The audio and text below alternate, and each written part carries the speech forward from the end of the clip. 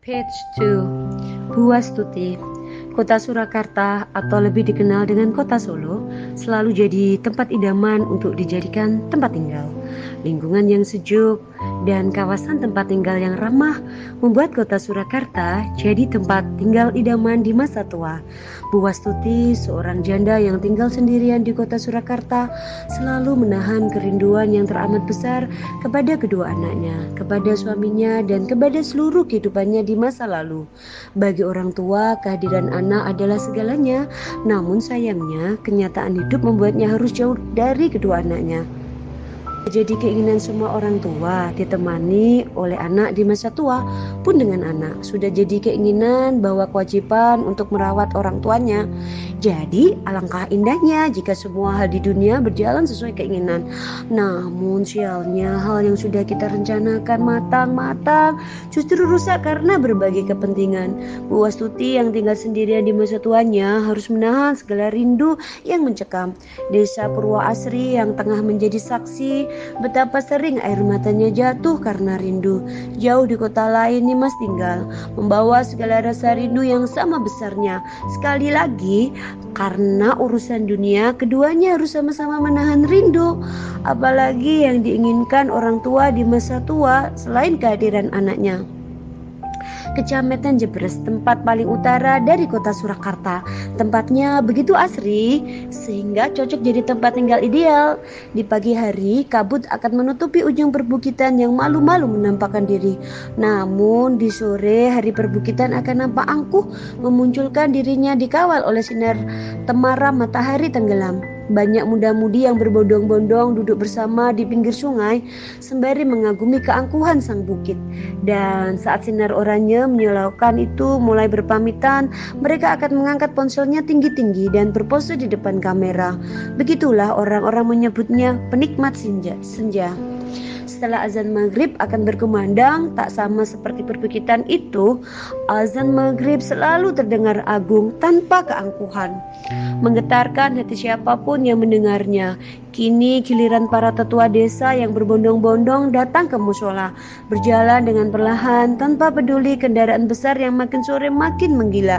Sajadah usang yang mereka sampirkan di pundak seakan menjadi saksi sudah berapa lama benda persegi itu menemani pemiliknya.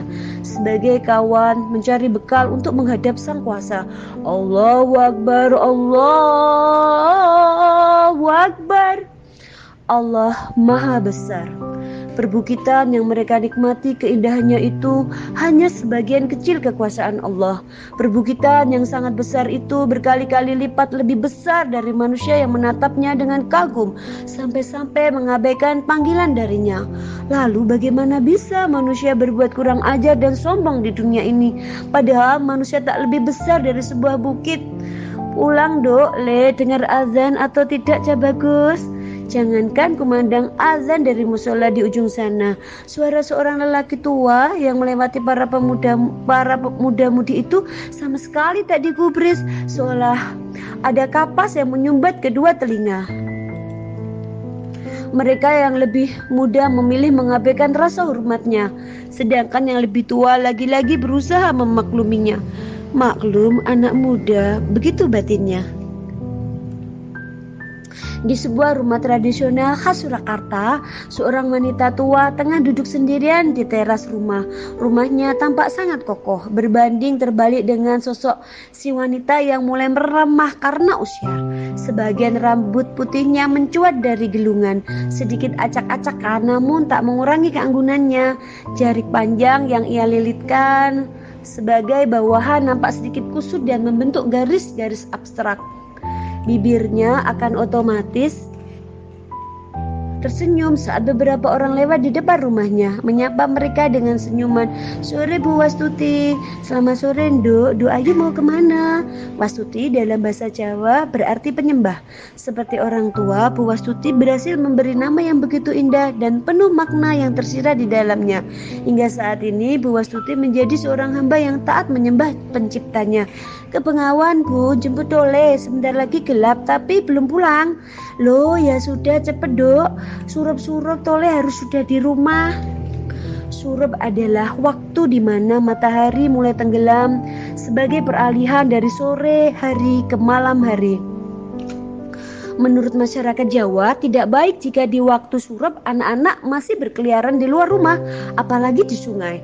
Maka saat sore hari hampir berpamitan, para ibu-ibu muda tetangga Bu Wastuti mulai kelabakan menjemput anak-anak mereka. Jika beruntung, mereka akan menggandeng anaknya pulang ke rumah. Namun jika tidak, mereka harus setidaknya membawa sapu di tangannya dan si anak yang kelabakan berlari ke arah ibunya. Pemandangan yang seperti itu setiap sore membuat Bu Wastuti teringat kenangan lama. Puluhan tahun yang lalu dirinya adalah bagian dari ibu-ibu muda itu. Anak gadisnya juga suka bermain ke sungai. Belum akan pulang jika Bu Wastuti belum mengangkat gagang sapunya tinggi-tinggi. Ibu dua anak ini selalu merindukan saat-saat yang sudah lalu. Saat keluarganya masih utuh dan berbahagia bersama di bawah atap yang sama. Seulas senyum muncul di wajahnya. Namun sayang kali ini senyumnya disertai helaan nafas berat. Dok, apa kamu ndak kangen sama ibu? Bu Wastuti, ibu dari Nimas, dosen muda kebanggaan Universitas Negeri 17 Surabaya.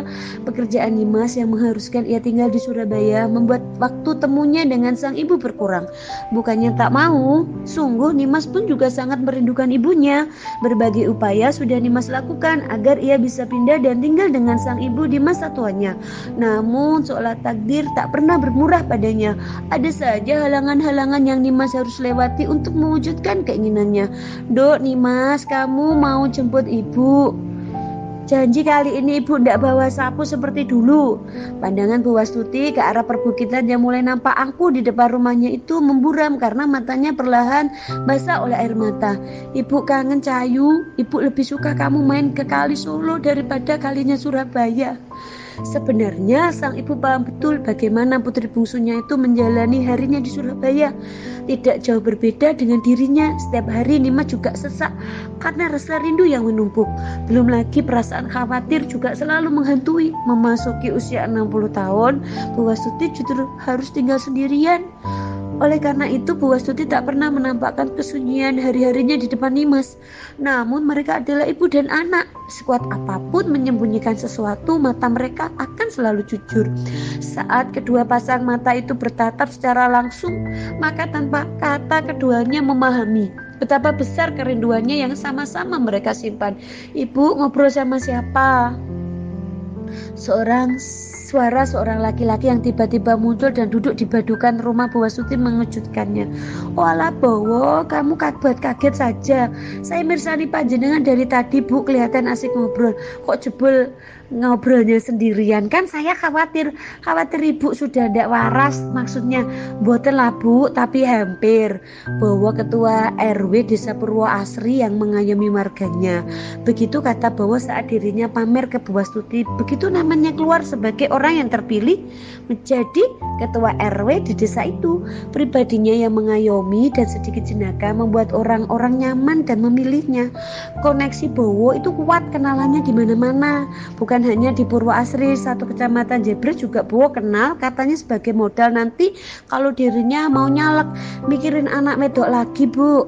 Yo, siapa lagi yang dipikirkan kalau bukan anak? Mikirin saya juga boleh loh Bu. Kamu bukan anak saya, kalau begitu jadikan saya anak. Bukan pertama kali percakapan mereka seperti ini. Tepatnya 15 tahun lalu saat usia Bowo masih 20 tahun, kedua orang tuanya meninggal karena kecelakaan pesawat. Bowo yang saat itu bahkan belum bisa menghidupi diri sendiri, selalu dibantu oleh Bu Wastuti. Dengan sayang, Bu Wastuti mengantar sarapan untuk Bowo sebelum dirinya berangkat kerja. Setiap hari selalu seperti itu sampai Bowo heran. Ini saya tidak disuruh bayar kan Bu? Itulah pertanyaan bodoh Bowo dulu karena merasa heran kenapa Bu Wastuti begitu baik padanya. Dan syukurlah Bowo tumbuh menjadi lelaki yang tahu balas budi. Boten kok Bu, guyon. Bukannya tidak mau, Bu Wastuti hanya tidak ingin menyakiti hati kedua anak kandungnya jika sungguhan mengangkat Bowo jadi anaknya. Kalau Nimas pasti tidak akan keberatan, paling-paling hanya terserah ibu, yang penting Mas Bowo berguna buat ibu. Lain lagi dengan Darko, putra sulungnya. Entah kenapa Darko selalu memasang wajah tidak suka saat Bu Wastuti memasak untuk Bowo. Awalnya Bu Wastuti mikir hanya sementara, biasa Iku anak di usia peralihan remaja. Namun nyatanya tidak. Putra bungsunya itu hingga kini masih suka sensi saat Bowo datang mengunjungi Bu Wastuti. Padahal Darko sendiri tidak tinggal dengan Bu Wastuti. Ia tinggal di kecamatan sebelah dengan anak istrinya. Tinggal di rumah di atas tanah peninggalan bapaknya. Oh iya ibu. Menyadari suasana yang berubah jadi hening, Bowo mencoba mencairkan suasana. Entah tema percakapan apa lagi yang kali ini muncul di kepalanya. Kenapa? Ibu mau saya antar ke rumah Mas Darko. Mau, tapi tidak hari ini. Memangnya hari ini kenapa, Bu? Hari ini Rehan ulang tahun, pasti di sana rame. Bu Wastuti bangkit dan hendak masuk ke rumah, meninggalkan Bowo yang masih linglung memikirkan kalimat terakhir Bu Wastuti. Bukankah bagus kalau seorang nenek ada di acara ulang tahun cucunya? Seharusnya Bu Wastuti datang ke sana dan merayakan hari bahagia cucunya bersama anak dan menantu. Tunggu, menyadari ada yang salah pun Bowo pun bangkit dan mengekori langkah Bu Wastuti ke dalam rumah. Bowo sadar tidak sepantasnya orang tua yang datang sendiri ke acara anak-anaknya. Yang pantas adalah si anak yang menjemput orang tuanya untuk dibawa ke rumah dan bergembira bersama. Walah, memang dasar si Darko gemblong, ndak tahu sopan santun blas. Rutuk Bowo lirih. Terang-terangan Bowo pernah bilang kalau dirinya merasa iri pada Darko dan Nimas karena mereka punya ibu seperti Ibu Wastuti, tak seperti dirinya yang saat ini tak punya ibu. Di mata Bowo ibunya tetap yang terbaik, namun saat ini sosok Bu Wastuti lah yang paling ia hormati sebagai ibunya di dunia ini. Langkah Bowo makin mendekat ke arah Bu Wastuti yang hendak mengambil handuk di jemuran. Namun sayang tubuh bungkuknya tak mampu menggapai tambang usang itu. Beruntungnya tangan kekar Bowo selalu sigap membantunya mengambilkan handuk warna merah itu untuk Bu Wastuti. Saat tangan keriput Bu Wastuti memintanya, Bowo justru menyimpannya. Sudah sayang bawain, ibu mau wudhu kan? Iya, tapi di depan Le, di belakang rusak, ibu ndak bisa benahin, ndak kelihatan. Bowo menghela nafas. Ia tak suka saat Bu Wastuti harus melakukan segala hal sendirian. Besok sayang benahin Bu, agak siang, tapi pagi-paginya mau bagi-bagi sembako dulu ke warga. Sembako dari siapa Tole? Dari atas Bu, bantuan rutin dari kota. Ibu jangan minta double loh ya. Gini-gini saya ini amanah. Ibu ndak boleh minta double loh. Kalau mau double nanti saya sendiri yang belikan. Bu Wastuti hanya tersenyum mendengar celoteh Bowo yang selalu mendadak jadi berisik saat bertemu dengannya. Celotehan Bowo itu aneh, ngalor ngidul seperti orang tidak jelas. Namun demi apapun, justru tingkah absurd ketua RW itu mampu menepis rasa rindu Bu Wastuti kepada kedua anaknya. Tangan keriput Bu Wastuti memutar keran yang ada di samping pintu, yang berada di samping pintu utama rumahnya. Tangannya yang mulai lemas sedikit kesusahan memutar keran yang tak tahu diri bersikap keras di hadapan orang tua. Mata Bowo tak pernah luput dari Bu Wastuti, memperhatikan setiap gerak-gerik wanita yang ia hormati itu, mengingat baik-baik piranti apa saja yang membuat ibunya itu kesusahan agar esok Bowo bisa membenahinya. Bismillahirrahmanirrahim. Bu Wastuti mulai membasuh kedua tangannya dengan air bening yang mengalir dari keran. Begitu bening dan bersih sampai-sampai mampu menyucikan tangan-tangan kotor manusia. Seperti biasa, mata Bowo akan terus mengamati gerak-gerik Bu Wastuti. Kali ini bedanya, Bowo memegang handuk warna merah yang akan ia berikan tepat setelah si ibu membasuh kakinya. Tunggu Bu, apalagi Le? Tak kunjung memberikan handuk itu kepada Bu Wastuti, Bowo malah memasang muka penuh pertanyaan. Sini dulu Tole handuknya. Tak sabar dengan tingkah plonga-plongo Bowo, akhirnya Bu Wastuti mengambil paksa handuk itu, sedangkan si ketua RW masih terdiam. Wajahnya seakan menimang sesuatu. Kok aneh, ibu wudhunya kok ndak seperti biasa? Ndak kumur dulu, ibu lagi puasa. Terus wudhunya ndak pakai kumur. Oh iya saya paham Bu. Sembari menghela buliran air wudhu di wajahnya, Bu Wastuti dengan sabar menjelaskan pada Bowo. Iya, kalau sedang berpuasa lalu berkumur itu namanya makruh Le. Makruh tidak apa-apa kalau dikerjakan, namun lebih baik bila tidak dikerjakan. Oh nggih Bu. Bowo mengangguk-ngangguk paham. Asik, ilmu baru buat saya Bu. Lah kapan giliranmu bercerita soal ilmu-ilmu yang kamu dapat di gereja? Bowo terdiam. Selama ini ia terus-terusan mengoceh soal bertukar cerita dan ilmu. Ia meminta Bu Wastuti bercerita apapun tentang masjid dan Islam, sementara Bowo menjanjikan akan bercerita apapun tentang gereja dan agamanya. Namun sejauh ini hanya pertanyaan-pertanyaan yang ia berikan tanpa memberi kesempatan Bu Wastuti untuk bertanya. Nanti Bu, ya sudah nanti. Sekarang Ibu mau musola, mau ke musola dulu. Bentar lagi azan asar, nggih Bu. Kamu harus tahu satu hal, perbedaan itu indah. Mereka indah saat disandingkan dan saling memberi pemandangan yang berbeda. Hidup saling berdampingan tanpa menjatuhkan, saling melengkapi namun tidak mencampuri. Kamu paham toh maksud Ibu, Wajah serius Bowo mengangguk seperti terhipnotis oleh perkataan Bu Wastuti. Namun tak bertahan lama wajah serius penuh wibawa itu kembali jenaka setelah bertengger di wajah tampannya beberapa detik saja. Langkah lamban Bu Wastuti menyusuri jalan tak rata menuju musola. Jalanan yang rutin 5 kali sehari ia lewati, tak peduli hari gelap maupun terang, waktu panas maupun hujan. Bagi Bu Wastuti yang namanya kewajiban tentu saja harus dilaksanakan. Sepanjang jalan para tetangga menyapa, ada yang kemudian bergabung dengan Bu Wastuti menuju musola, ada pula yang berdiam sambil memalingkan wajah malunya. Bu, tunggu, Nduk Heni. Seorang gadis tergesa menyusul langkah Bu Wastuti. Sejadah yang tersampit di pundaknya sampai melorot. Tangan kanannya ia gunakan menyincing mukena panjang yang ia kenakan. Nggih Bu, saya bareng ya Bu ke musolanya. Tak janjian berangkat bareng kalian Bapak, malah saya ditinggal. Tadi janjian berangkat bareng kalian Bapak, malah saya ditinggal. Kelamaan kata Bapak.